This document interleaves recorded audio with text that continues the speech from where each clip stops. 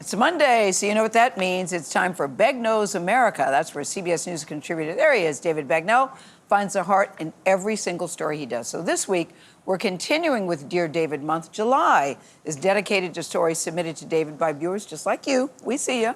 Here's David. Well, good morning. Our first story comes to us from Linda Garner-Gullix in Cheyenne, Wyoming. You know, every day we make decisions guided by our sense of right and wrong. And Linda sent us a heartwarming tale about two neighbors. And she hopes that it reminds us to slow down and to see the good, even in life's misfortunes. Before I tell you about how these two became friends, let me just say that it would be hard to find a more extraordinary way for two total strangers to wind up here. This past January, 16-year-old Gracie was heading home from church on an icy road in Cheyenne, Wyoming, when she realized I had no control of my car whatsoever. I turn and I look, and this car had just slid into us. the first thing Brian Pedersen did was check on his kids in the back seat. Then he got out to meet the driver. I see a tag that it's one of the tags from the local high school to park in the high school. And, oh, this is a young kid. He was really touched by the fact that she was so concerned about the minimal damage to his car, while her car had just been totaled. I felt helpless. I felt really attached to my car. It was like something I'd worked really hard for and something I wanted to use so that I didn't have to trouble others with like rides to work, rides to school too. So I was devastated. The story could have ended there. But that night, Pedersen couldn't shake this nagging feeling. Something deep down said, we gotta do something to help her. So he started making some calls.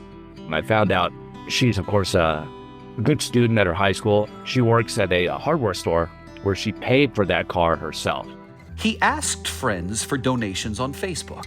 Little by little, with a few $1,000s of his own money. You want to check it out a little bit? Yeah. Pedersen raised nearly $14,000 Four-wheel drive, Mom. to get Gracie a new car. I didn't even know what to say. I didn't know what to do, because this is such a huge gift, obviously, and I had no idea how to express how much it really meant. I said, you'll know when you see it. It'll be over the next 20 years, and there'll be some opportunity. You'll be able to pay for it in the manner in which it presents itself. Now remember, he's the victim. He didn't have to do this. But he felt a moral obligation to make sure that she entered the next chapter of her life, knowing that sometimes, somewhere, she will always be able to find support where she least expects it. I didn't think anything was possible for me, for someone like me, like that.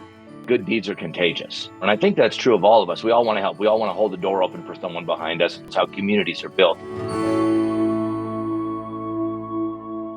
Doing good feels good. And that kind of joy is downright contagious. And the best part of it all is that it's never too early to start, as our next story out of Seattle, Washington shows us. Once we started winning more money, we always spent it on ourselves. Vivon and Sarong started playing chess as toddlers. Their home in Washington State is filled with trophies and medals. But their biggest accomplishments are not what they take home. It's what they give away. Now we realize that there's a lot of kids and adults in need, so we try to donate most of the money now, because we know it's not just about us, it's about others. Others like 10-year-old Atlas, who has been suffering from chronic pancreatitis since he was 4 years old. And with no known cure for the disease, his condition has only gotten worse. He was in the hospital 17 times over the last 12 months. I would say that we were at probably the lowest point that we've been since we've been on this journey.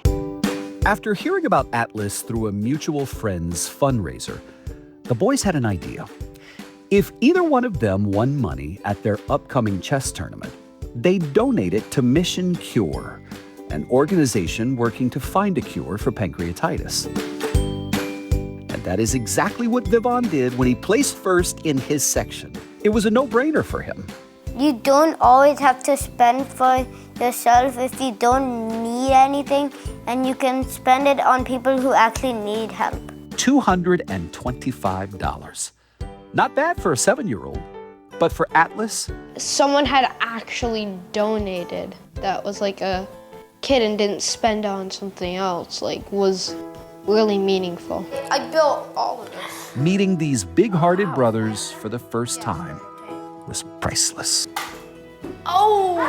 It was a spark of hope that was really needed during a very dark time. And that is why I love Dear David. It's shining a spotlight on the best of us, the best of you. So if you've got a good story that you think we need to know about, hit us up on email, would you? Dear David at cbsnews.com. I'll see you next week. That's what David always does. I love the first story where they said good deeds are always contagious. Yeah, and that is building community. Exactly right. The future is bright with kids like that. That's Bravo. for sure.